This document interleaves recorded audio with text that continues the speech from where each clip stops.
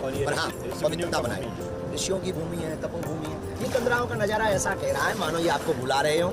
ये अपने प्राचीन परंपराओं के सभी तीर्थ आज भी जैसे के तैसे प्राकृत स्वरूप जो कि त्यों है। ये भारत को हम सबको दोस्तों जय श्री राम, जय बागेश्वर धाम। बागेश्वर धाम सरकार, पूज्य सरकार ने क्यों कहा कि कंदराओं को देखकर मुझे बुला रहे हो, जन्म जन्मांतर से यह पुकार रहे हो। आखिरकार पूज्य सरकार ने ऐसा जो पूज्य सरकार को महसूस हुआ और गुरुदेव जी महाराज जी ने ऐसा क्यों किया, क्योंकि आपको पता है गुरुदेव जी महाराज जी का आज साधना का 20वां दिन है और पूज्य सरकार ने वहां का वर्णन किया। वहां के जो गुरुदेव जी महाराज जी को गुप्त गुफाओं के और गुप्त स्थानों के बारे में जो पूज्य सरकार ने वर्णन किया वो आप जो सुनकर हो जाएंगे आश्चर्य, क्योंकि बागेश्वर धाम सरकार गुरुदेव जी महाराज जी ने एक एक बात वर्णन की, एक एक वह शब्द वहां पर पूज्य सरकार ने वर्णन किए। तो आप वीडियो के एंड तक बने, स्टेप बाय स्टेप आपको जानकारी बताऊंगा। और चैनल पे यदि नया विजिट कर रहा हो तो चैनल को सब्सक्राइब कर ले और घंटी दबाना ना भूले। तो आइए चलते हैं। पूज्य सरकार जिस तरीके से वह वर्णन करते हैं, जिस तरीके से वह पूज्य सरकार बताते हैं वो इस प्रकार है। वह बागेश्वर धाम सरकार जब बद्रीनाथ की बर्फीली पहाड़ियों के बीच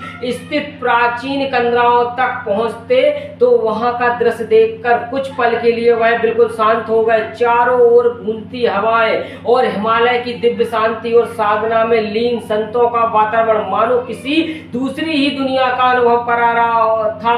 और गुरुजी काफी देर तक वह कंदराओं को निहारते रहे और फिर भावुक होकर बोले, ऐसा लग रहा है जैसे कि यह स्थान मुझे जन्म जन्मांतर से बुला रहा हो, जैसे आत्मा का कोई पुराना संबंध हो। उनकी यह बात सुनकर मौजूदा भक्त भी भावुक उठे और कई लोगों ने महसूस किया कि गुरुजी केवल शब्द नहीं बोल रहे बल्कि वह उस दिव्य ऊर्जा का अनुभव करा रहे हैं जो सदियों से ऋषि मुनियों की तप स्थली रही है। और बताया जाता है कि उन कंदराओं में अनेक संतों ने वर्षों तक कठिन साधना की है और गुरुजी ने आगे हिमालय के केवल पहाड़ नहीं बल्कि सनातन संस्कृति को जीवित चेतना और वहां का बिताया हुआ हर पल भीतर से बदल देता है। यह कारण है कि बद्रीनाथ की उन रहस्यमय कंदराओं का अनुभव भक्तों के लिए बेहद भावुक और अविस्मरणीय बन गया। क्योंकि आपको पता है बागेश्वर धाम सरकार, पूज्य सरकार वहां की कंदराओं में जब क्योंकि 21 दिन की वह घनघोर तपता साधना थी गुरुदेव जी महाराज जी की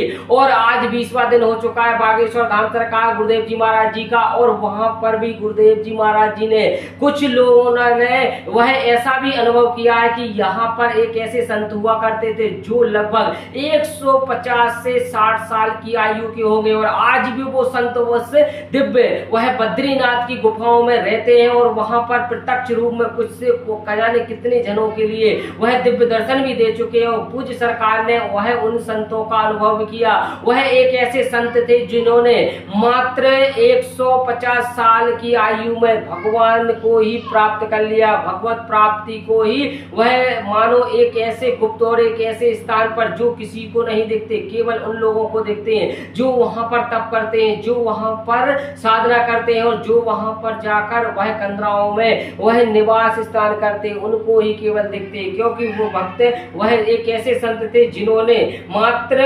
150 साल की आयु में इतना ज्यादा घनघोर तप किया कि एक पैर पर खड़े होकर लगभग 20 साल तक लगातार खड़े रहे। और इसके बाद जब वह दिव्य और एक अलौकिक उनको दिव्य शक्तियां मिली तो 150 साल तक वह पर रहे और अभी भी आज सजीवत है, ऐसा वह कुछ लोगों का बताना है। तो पूज्य सरकार का यह आप वीडियो देखिएगा जो पूज्य सरकार वह आचमन करते हुए गंगा के जल का और वह पूज्य सरकार वह एक और आपको बताऊंगा जो वहां की कंदराओं के बारे में गुरुदेव जी महाराज जी ने कहा। तो दोनों आपको क्लिपिंग है तो सुनिएगा पहले।